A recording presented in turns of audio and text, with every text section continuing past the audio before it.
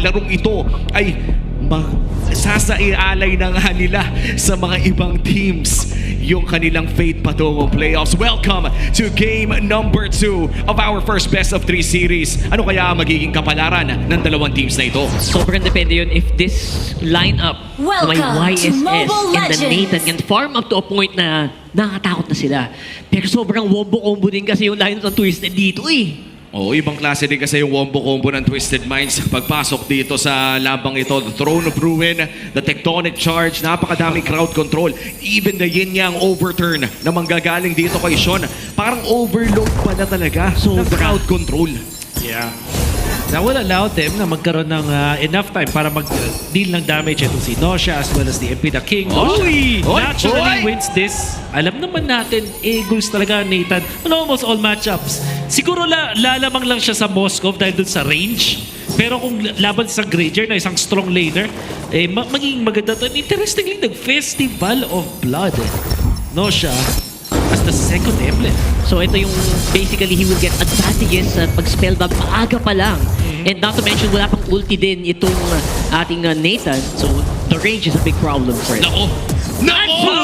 Oh my goodness! Nagamit yung flicker. Muntikan pa! Makatakas ng bahagya. Therefore, the meantime, that's a lot of resources pushed off from the XP lane of Twisted. Oo, parang hindi yata na-reset ni Lanzo kanyang passive ng as much as he wants to. Kaya naman hindi nakapag-sustain. And I think looking at items coming in from 3 Martizi, maagang short sword din kasi maagang dagger ang kanyang kinuha sa larong ito. Dalawa nawala dito kay Lanzo. Bukod dun sa flicker used doon sa moment na yun, nawalan pa siya ng isang cannon minion and 1 melee or range minion. So, malaki ang lamang ni Trimar. Pati yung crab pala, nawala sa kanya. For sure. Kaya kailangan alalayan muna siya dito ni Kaloy kasama doon sa baba ni MP. Pero si Zaida, sabi niya, pwesto lang muna. Yeah. Spot lang and he is gonna be fine. 3 more items. Mabagal lang ang pacing ng laro ito. Still no kills. 2 minutes in. Nagpapa-level 4 muna mga dalawa. Pero si Lanzo, delikado naman Clash na clash talaga sila ng mahagya. Lanzo going down for first blood. Nagamit din yung flicker dito ni Kaloy. Grabe, ubus na ang mga bala dito ng Twisted Minds. Maaga pa lang TNC nagwawala. Oo, 2-0 na agad para sa TNC Pro Team at mukhang itutuloy pa nila sa pinakaunang pag-home ng larong ito. At hindi na ata makakapag-contest pa ang Twisted Minds. Ang purple buff ngayon ay mamata ni Chakdo. That's the turtle secured para sa side ng TNC Pro Team. At wala atang makukuha ang trade ng Twisted Minds para doon. Malaki ang lamang ngayon ng TNC, especially on that XP lane. Bukod sa namatay doon si Lanzo, hindi siya umabot doon sa death nung cannon minion, which also has that XP card. So, hindi ganun kaganda para dito sa Twisted Minds yung trade na yun, especially because they've lost 2 members. Then Zaita getting 1 assist. Ang saving grace dito sa Twisted Minds. Hirap na hirap ang Nathan ni Benny Cutie. Alright, Throne of Ruin gamit against Okay. Lanzo and 3 Martins hindi na makakatakas pa. Sabi nila, laban naman tayo. It's our turn to shine. And that is gonna be 1 down. Magandang balik mula sa Twist. Oh, and that actually equalizes the game.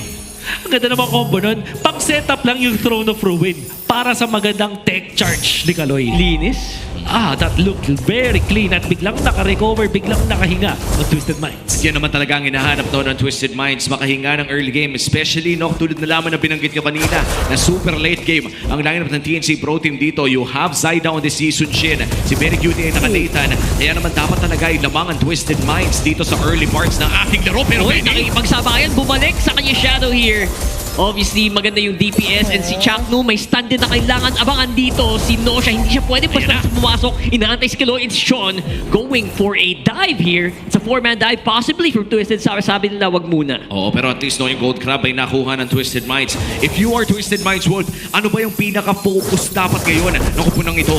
They have to re-stabilize dito sa Twisted Minds. I-activate si MP the King at the right moment. And most importantly, itong lead na meron si Nosha over Benny Cutie na halos 1,000, kailangan nilang gamitin. Kailangan nilang ipang-bully to sa Twisted Minds. So what does that mean? Kailangan ito si MP the King as well as si Nosha connecting together will deal the damage against TNC, continuously siege at i-secure yung mga remaining turtles natin. And so far, yung mga remaining turtles natin, dalawa na lamang with the second spawning already. Nakahawakan agad ng side ng Twisted Minds ang turtle na ito. Pero nandiyan naman si TNC para mag-contest. Lancy and Chakno giving vision, zoning out members coming in from Twisted Minds. Papatulan nata yung trip ni Chakno dito No, napakaling contest dito gagawin dito. Throne of Ruin, Lansu layered once more with a tech charge. Ubus agad ang buhay ng ating Grabe. Hylos. Hindi makapasok si Zaida doon na tuloy ang bagong para dito sa Twisted Minds. Man, this scary Alice is really doing everything right. Kaloy up front as well. Parang imposibleng tagusan, Umi. Ang gandang combo mula sa Twisted Minds. Kaya naman pala, prioritize dito first because the Grok is because it is gonna be set up by this Alice. Yung Alice na nag-flicker Throne of Ruin sa may Mark. charge talagang sure na kukonekta sila at hindi natitigil dito ang Twisted Minds. Wow, ibang klaseng pag-set up at rotation mula dito sa Twisted Minds. At nahahawakan na nga nila ang isang 500 gold lead. Pero may counter ang side ng TNC Pro Team doon sa may bandang mid lane. Hindi na nga nila itutuloy pa ang kanilang binabalak. Twisted Minds na may hawak ng kalamangan. Ito na ba ang hinihintay na timing ng twist? So could be it. Kasi nakuha na nila yung gold na kailangan nila. They actually allocated the right gold in the right hands. Nakita nila natin dito, 3,000 gold na. Itong si MP the King. You also have 3.81k gold dito kay Nosha on his route para sa Sky Piercer. Pagdating at makuha na nila yung Sky Piercer na yun, ito na talaga yung chance para sa Twisted Minds na gumamit na mag-clash na mag-clash. Big conceal ka sa TNC dito. Mula sa likod, hindi yata yan i-expect dito ng Twisted Minds. There goes that glorious pathway and the big AoE na uubos. Abang HP bar nagtatalunan na sabay-sabay. But Zaida with the comeback mula sa likod. Decent frontline mula kay Dansu and Kaloy. Here comes MP the King possibly for the cleanup. There it's gonna be a double kill for Sean. Uy, may nakuha pa rin ang TNC doon pero lamang pa rin ang Twisted Minds ng 1,000 kalahati. For Sean, mabuburst lamang ng bagya. TNC Pro Team, ano bang hinihintay nila na mangyari dito? Gonna be waiting for another conceal play siguro. Kita rin ang combo ng TNC with the conceal play. Ni-utilize nila yung Mountain Shocker for that extra vision. And I think that they approach it in the right angle. Matama yung ginawa dito ng TNC na sa likod sila manggagaling instead na parap. Dahil nakita natin, kapag merong Grok tsaka etong Alice na magkasama, imposibleng makapag head-to-head na matchup doon. Mas magandang likuran na lang ng TNC, which I think is really good for them. So they just have to find that angle. Ang hinihintay dito ng TNC is another opportunity to go for that backdoor play. And this is the third turtle of the game, the final one. Mountain Shocker na gamit ng Zaida. Kita ang lahat ng mga miyembro ng Twisted Minds at hahawakan na nga ng TNC. Ang pangatlong pagong na ito, Angel coming in from the Alice. Na-flicker si Lansu doon and it is right on time. Hindi na nakapag-grab si Fremar and si Chakno na papatakbo na. It's a double kill for Sean and nag-aabang na ang Twisted for that turtle. And it is gonna be impossible for the remaining members of TNC na makapasok dito. Iiwan na lang nila. It's gonna be another one for Twist. Ay, ibang hakot ang nakita natin dito sa Twisted Minds. Pangatlong beses na yung combo na nakita natin. Throne of Ruin into the tech charge. Napakagandang execution mula sa Twisted Minds. Always works 100% of the time. No Para may counter. panalo yung mga Twisted Minds clash na yun. No counter so far. At buong mapinapakita tayo ng kakaibang tech ng Twisted Minds. Sobrang taba naman rin kasi ng AOE ng dalawang yun. Yung 10 charge, pati yung Throne of Ruin. Kaya naman itong kalamangan ng Twisted Minds ay lolobo lamang. 3.5k already. Getting a third as well. Doon sa may bandang itaas pero mid lane pa rin ang high contention para sa pares na kupunan. TNC Pro Team still trying to mitigate the damage. Nakapag-farm pa rin naman dito si Zaida. Pero ano pa yung masasabi nating power spike ng Yisun Jin dito? Gonna be waiting for 3 items sa Yisun Jin. I'm not sure kung mag-defensive item siya after nung kanyang endless battle. Kasi so far ngayon, ano siya War Axe after the Hunter Strike. So what I'm trying to say here is, kailangan ng konting kunat ng TNC in a way na parang kailangan na nilang i-survive yung salvo ng Twisted Minds. If they do survive yung Throne of Ruin into the tech charge, tapos makakapag-money back etong si Zaida with the lifesteal of this potential endless battle, dun siguro. So, what I'm trying to say here is, kailangan ng konting-konting sustain ng TNC. Saktong tiis Bogi, no? Saktong-sakto kumuha na rin ng Oracle dito si side ng Tremar. And nung nasilip nga natin sa ating Infinix in-game equipment, MP the King mukhang rekta ng Blade of Despair para sa side ng Twisted Minds. No, mukhang tinapon na yung War Axe. Rumekta na ng BOD. Ano yung TNC kasi I think they have so much sustained DPS, walang burst, so kailangan basically from re-hits both the YSS and the Nathan.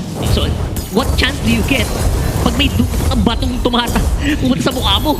Oo. And ayan na nga. That's gonna be the mid lane turret na masesecure ng Twisted Minds. Recta Lord na rin. Babakuran nila ito. This is the first Lord of the game and Twisted Minds ang may control. For the longest time ng early game, para bang nahawakan ito ng TNC Pro Team. Pero ngayon parang hindi man lang makakalapit ang side ng Phoenix Army. And that's gonna be Twisted Minds na makakakuha ng pinakaunang Lord ng larong ito. Definitely the right decision sa Twisted Minds na i-blitz yung Lord na yon. Hindi man lang nakatingin. Yung TNC wala man na nakasilip. The fact na naging patient na Twisted Minds, hindi sila nag-pop ng mga ultimate nila dun sa turret push in the mid lane despite having the angle.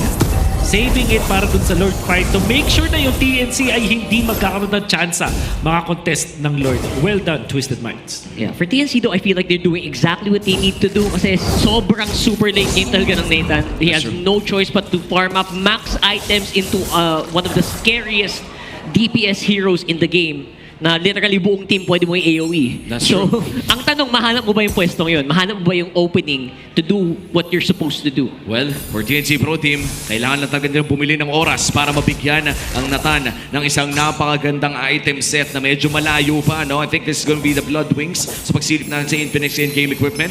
Meron pa namang Holy Shields doon sa may bandang itaas pero may flicker din dito si Kaloy. Kailangan mag-ingat in terms of pwestuhan kasi anytime pwede pasukin! Naku po na dahil, the King almost going down pero it will just be a shadow out mula dito sa Hayabusa as a lot of the defense is removed from TNC though. Conceal. Conceal, use the Chapter, hinahanap ni SNP. Prone of Ruin! There's a Prone of Ruin, pumasok na mga si Lanzo and that's all the DPS removed almost from TNC. Buhay pa naman pero 3 bar papasok na and looks like MPL getting the timing is right for that shadow kill. It's gonna be free down for TNC and the minion waves are cleared pero the damage has been done. Grabe ang bagyo ng Twisted Minds. Babugso-bugso pero tuwing bumabagsak, malalaki yung droplets ng ulan pare. Grabe, intense! Masakit. Na rainstorm na itrapid din sa Twisted Minds. Mamaya pa mabubuo ang bagyo ng TNC. They're gonna have to wait their time. Flicker Pero in! bakit sila bibigyan nun? Entropy used up by Fennec Cutie pero hindi magiging sapat. Chakno try to clear the minion waves. Sabi niya, buy time lang tol. Pero it looks like it will not be enough. It's gonna be inhibitor down as well. 2 inhibitor turrets ang nakuha ng Twisted Minds at lolobo pa mas lalo ang kanyang gold day to a 7.7k. At makikita natin sa ating Infinix in-game equipment na yung 2,000 sa 7k na yun ay nasa kamay ni Sean against Lancy. Ito yung masakit na kagura na kapag nadikitan ka ay sure na dead ball. At kaya naman na pa Twilight Armor na itong si Chakno just to be able to survive that. Na Twisted Minds, yung kaninang nagsastruggle na alis laban sa isang Arlot na dinayan ng mga minions maraming beses. Ngayon ay lamang na ng 1,000 over TNC. Nag-contribute dun sa gold lead na meron dito ang Twisted Minds. And more than that, yung idea, yung play na ginagawa dito ni Lanzo, never mind what happened dun sa early game. Kalimutan na natin yan. Mas mahalaga yung mga team fights na inaipapanalo ng Twisted Minds dahil lang sa ginagawa ni Lanzo. And now, with this Lord, this is the second Lord of the game. Napaka-importante for Twisted Minds na mas-secure din ito para magpatuloy lamang ang snowball. Dahil pakiramdam ko kung makadepensa pa ng matagal ang side ng TNC Pro Team ay pahirap na ng pahirap tapusin ang larong ito. Now, how will you contest this though? Imposible na yata lumabas pa. They will have to give it up. So far, it does feel like pag may nahuli si Lanzo, pag nag-combo si Lanzo tsaka si Kaloy, halos hindi na mapigilan. At saktong-sakto, may flicker sila for that upcoming Lord Siege. Ano bang game plan dito ng TNC Pro Team? The defense. Yun ang kanilang game plan dito. And Benny Cutie does not have the Purify. Pinili dito ni Benny Cutie na mag-flicker for the aggressive play. Really biting TNC ngayon. Kasi dalawa doon sa mga damage dealers nila ay walang Purify. Sabihin natin itong si Lancy isang bit later pero hindi ganun kataas yung burst. In fact, hindi naman talaga burst hero ang isang Jushin. And it's more on the sustained DPS. Ang isa pang siguro minitay dito TNC yung mga Twilight Armor. So far, meron na dito si Chakno. I would not be surprised if magkakaroon din itong si 3 bar para may chance pa siya maka-counter initiate. So nagkakato naman na ng buhay dito. Kalahati na ang buhay ni Chakno dito and definitely a Twilight Armor would help. Here comes the Conceal though. Ginamit ng Lancer, Prone of Ruin. No one really getting hit except for Claymore. He's gonna go down. Zaida, hindi rin makapag-DPS. All left is Benny against the whole squad of Twisted. And looks like we're gonna go to game 3, ladies and gentlemen. Napakagandang execution contribution mula sa Twisted Minds para extend ang seryeng ito to a game number 3. Who would have thought, man, 2025, Grok and Alice